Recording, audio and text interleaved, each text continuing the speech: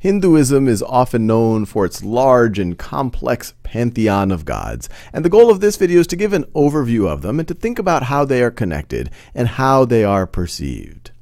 So the Hindu Trinity, as it is often called, is made up of Shiva, Vishnu, and Brahma. They are often considered to be the three most important gods.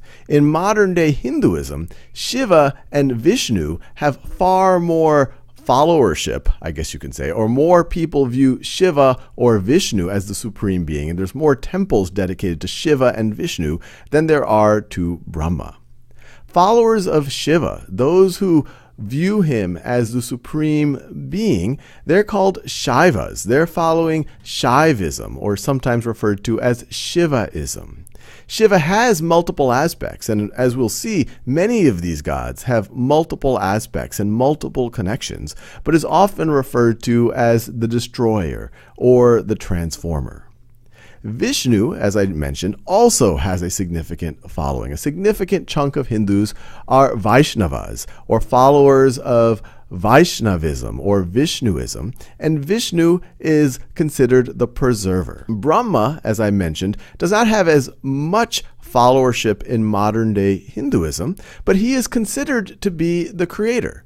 Now, in some narratives, he is the creator, and in other narratives, he has been created by either Shiva or Vishnu. Now, Brahma should not be confused with Brahman that we talk about in previous videos. Brahman is considered the absolute reality, the true nature of things, and Brahma you could view as an aspect of it. It is one God as part of this true nature of things. In fact, everything you see on this video, in fact, everything you see in reality, all of these gods, to a Hindu, could be considered as just aspects of the true God or the true reality of Brahman.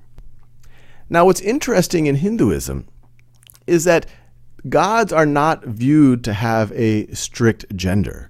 For example, Vishnu has a female incarnation. And there's also groups of Hindus who view God as taking a fundamentally female form. One group are known as the followers of Shaktism. To Shaktism, God is female, the supreme goddess, and takes many forms. Parvati, as you see listed here, is referred to as the divine mother. She's viewed as Shiva's consort or Shiva's wife, but she has other forms, like Durga, which is viewed as a stronger, more aggressive form of Parvati, sometimes referred to as Devi or Shakti. Shakti means strength or power and is a warrior goddess. You have Lakshmi, who is the wife of Vishnu, who represents or has aspects of wealth and prosperity. You have Saraswati, who has aspects of knowledge, music, and the arts, and is viewed as the consort or the wife of Brahma. Now, these are some of the principal deities that we have on this top row, but there's also many, many other significant deities. And as we will see, depending on what part of India you're in and which group, subsect of Hinduism you meet, they will place different levels of emphasis on different deities and have different traditions and different rituals. So Ganesh, who is very recognizable because he has an elephant head, he is often referred to as Ganpati.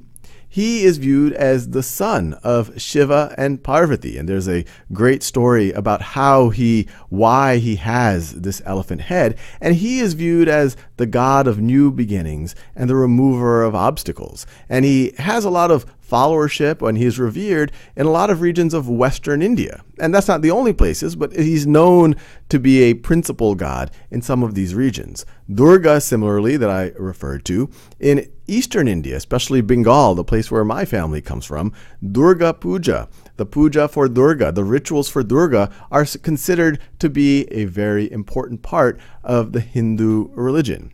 If you go into the south, for some Hindus, Kartikeya, or also known as Murugan, might be a significant deity. That is the god of war.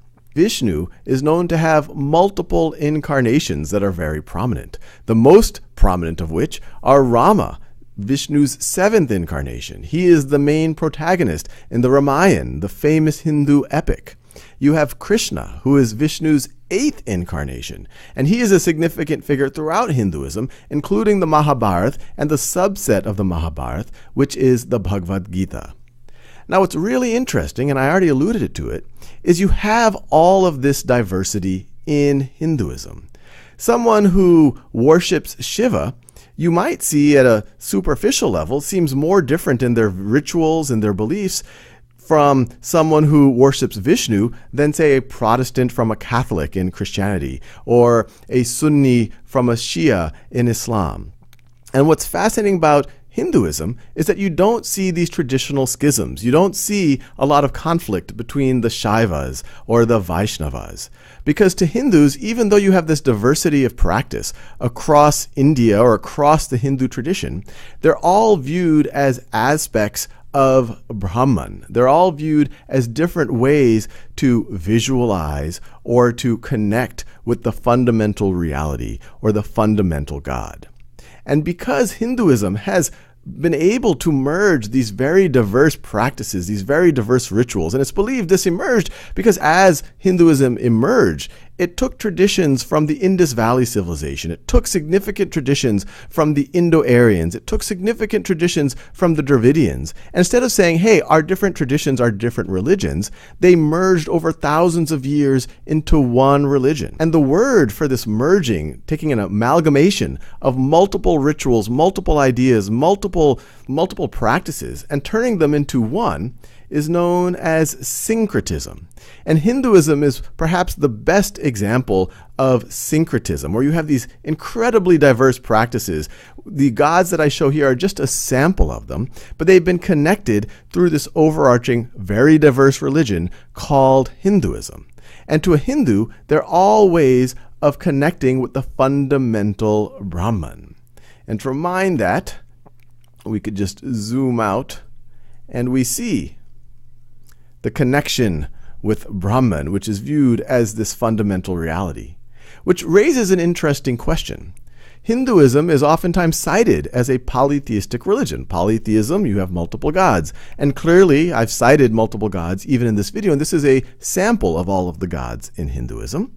But at the same time, they are all perceived by many or most Hindus as to being aspects or ways to connect with the fundamental reality of Brahman, who many Hindus would call to be the true fundamental God. And so based on that, they would say these are just aspects of the one God. And so they would argue that it is monotheistic.